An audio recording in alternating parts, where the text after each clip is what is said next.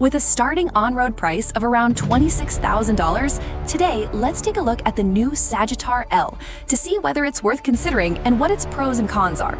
The wheelbase remains the same as the previous model at 2,731 millimeters, while the overall length has increased slightly from 4,791 millimeters to about 4,810 millimeters, though this extra length is almost negligible.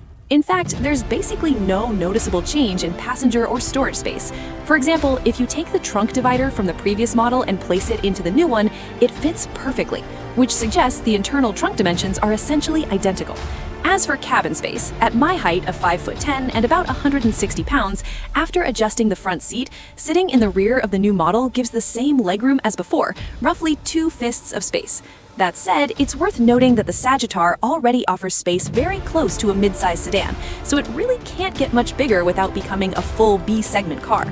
In terms of power, it's also unchanged from the previous model, using a 1.5T engine producing 160 horsepower and 250 Nm of torque. From a driving perspective, after a brief test on some curved roads, there's honestly no noticeable difference compared to the older model. The chassis tuning is still balanced between comfort and firmness with a focus on stability. So if we talk about the drawbacks of the SagitarL, it's that while the exterior and interior look updated, the fundamentals haven't changed. Same powertrain, same space. If the official pricing stays at this level, the value proposition feels quite low because the base model's pre-sale price is basically the same as the on-road price of a mid-trim previous model. Not to mention, at around $17,000 to $18,000 in the used market, you could choose from relatively newer, low-mileage models like the Accord, Altima, Camry, or Avalon. That said, the updated exterior and interior design are actually quite well done. The front now features a full-width light bar and an illuminated logo, replacing the previous dense horizontal grille design. The side profile has softer character lines, and the door handles have been changed to a flush, hidden design. At the rear, the full-width taillight echoes the front lighting, giving the car a cleaner, fuller, and more unified look overall.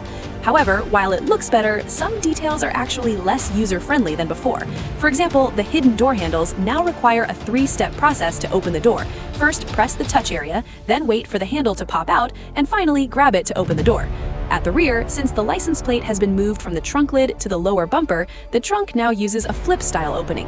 But when you try to open it, before you even fully lift the badge, the trunk suddenly pops open on its own, which can feel awkward and less intuitive than before. A simple push-button design would have been better. Once opened, the trunk is indeed quite large, with a capacity of about 530 liters, which actually exceeds many mid-size sedans. The rear seatbacks can also fold down for additional practicality.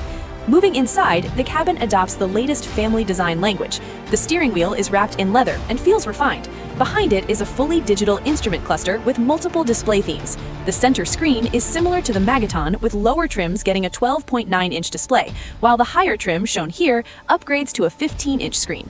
The interface system is familiar, with a map-based home screen, commonly used functions on the left, persistent climate controls at the bottom, and access to all apps at the top. There are light and dark themes, and the overall color scheme of the screens syncs with the ambient lighting, creating a more unified cabin atmosphere. The center armrest area deserves praise. It's positioned higher than before, giving you a more cocooned feeling while driving, and it's more comfortable to rest your arm on. Finally, in the rear seats, as mentioned earlier, space is very generous and comfortable. However, it's surprising that there's no center armrest in the back, which feels like an odd omission, especially considering this is the high-trim model. You still get rear air vents, charging ports, and seat back storage, but the lack of a central armrest is definitely hard to understand.